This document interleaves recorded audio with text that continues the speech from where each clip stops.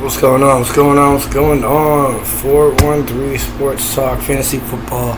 My Guys Part 1. This is first of a few video series on guys who I think should be drafted as a fantasy football studs potentially. We're going to start with the Philadelphia Eagles, Jalen Hurts. I've been a pro Jalen Hurts guy since his time in Alabama. That continued when he was drafted into the NFL by the Eagles. All he needed and deserved, in my opinion, was a fair shot at winning the job, and then he would just showcase his skills, which would eventually turn into wins, right? We saw a glimpse of this in 2020 and last year as well. He showed his true upside, in my opinion, in 2021. Finishing as a QB6 that year, he scored 21.4 per game in most NFL fantasy formats. He's arguably the second best rusher in the NFL behind Lamar Jackson, according to Pro Football Network's very own Jason Katz. After leading the position in attempts, yards, and touchdowns.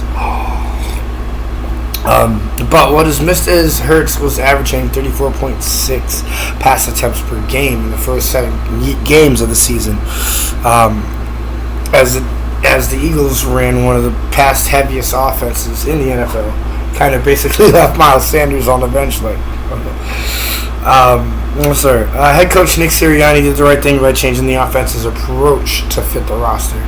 As the Eagles lacked adequate receiver depth, that's not the case in 2022 with the recent draft trade with A.J. Brown from the Titans. To the Eagles, they drafted Devonta Smith out of Alabama a year or two back. And tight end Dallas Goedert is starting to come into his own. You don't go out and make a draft night trade acquiring such a wideout and still rush at the highest rate in the league. So, Philly wants to pass the ball now. And I believe they have all the confidence in the world in Jalen Hurts. I expect the Eagles to find a middle ground with Hurts allowed to air it out and create a more balanced attack. But they're going to let him run when he sees fit too as well, at least some percentage of the time. Last season, only one quarterback averaged more fantasy points per game than he did before his ankle injury in week 12, and that was Josh Allen, the overall quarterback number 1. Also, only 2 quarterbacks rushed for 700 yards or more while passing for more than 3,000 yards. That would be him and Buffalo Bills' Josh Allen. Hurts has a legitimate shot at being the quarterback number 2 in fantasy this year, and as the current quarterback number 7 in the auto draft player format. I'm all in on Hurts as one of the best players to draft in fantasy football for this year. Also, we have Cam Akers, running back from the Los Angeles Rams, the Super Bowl winning Los Angeles Rams. Looks like in the NFL, fantasy football is what have you done for me lately kind of business. Your most recent performance is what people remember the most. That's why you see someone like Gabriel Davis receive all kinds of love during the offseason, but Cam Akers is talked about as if he was a wash, averaging only 3.2 yards per carry. Sure, Akers did not look good in the playoffs. We can all agree there. No argument. But why are we only looking at the base yardage and not the sheer volume of what he did? After a 5-carry tune-up in Week 18, the Rams thrust him into the starting running back position. He rushed for 67 times, 172 yards in his 4 playoff games, catching 8 of 10 targets for 76 yards. That's 19.25 opportunities per game, with no ramp-up outside what he did during rehab with that ankle injury. The Achilles, I'm sorry. Akers was never even supposed to be on the freaking field. Having torn the Achilles less than 6 months before. What the fuck? Also, look at who he played. Akers faced the Tampa Bay Buccaneers, which was the number 1 rush defense last year. San Francisco 49ers twice, who were another top defense, ended up beating the Cowboys and the Packers, both in the playoffs. The Niners, it was twice in 3 of the 5 games, Week 18. Anyway, the Rams, regardless of who was touching the ball, couldn't run the ball at all. Akers' 172 yards is actually kind of impressive with context, as 95% of the yards came after contact. Meaning, despite the lack of reps on the surgically repaired Achilles, the power was there to drive the pile regardless. The number one running back role in Sean McVay offense carries 18 to 20 touch upside on like a weekly basis. It's how they ran Todd Gurley into the ground, basically. Offensively, the Rams are who they are. Excuse me. Yes, Darrell Henderson played well in Akers' absence, rushing 149 times for 688 and 5 tuds, but he will not impact Akers in a way that drops him in my rankings. For what he lacks in receiving upside, though, Akers more than makes up in volume. Add in the plethora of red zone opportunities with Sony Michel saying goodbye, and Akers has running back number one upside, and it could be in the top 4 in per game volume. As a third round pick and my running back number 2, it's an easy choice for me this year. So another guy's a good choice, Melvin Gordon, running back for the Denver Broncos. Adding Melvin Gordon to this list of my guys who I feel the best players to draft in fantasy football in 2022 has everything to do with value. By no means I feel like he's better than his teammate Javonte Williams at all. I think Melvin Gordon's starting to be on the second half of his career. Javonte Williams anyway, just by himself is going to be a star.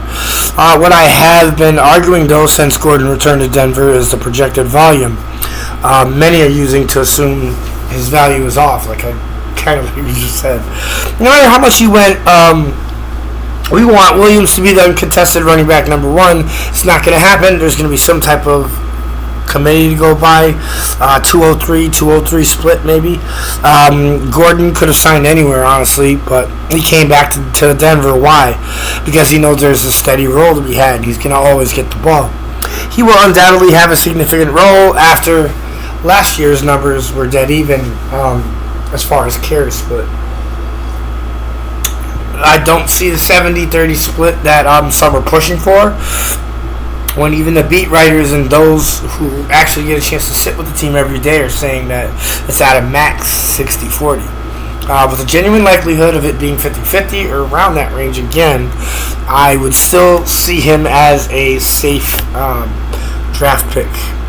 Another Bronco we're going to talk about, Courtland Sutton, wide receiver for the Denver Broncos. At this point, no one should be surprised that I have him here.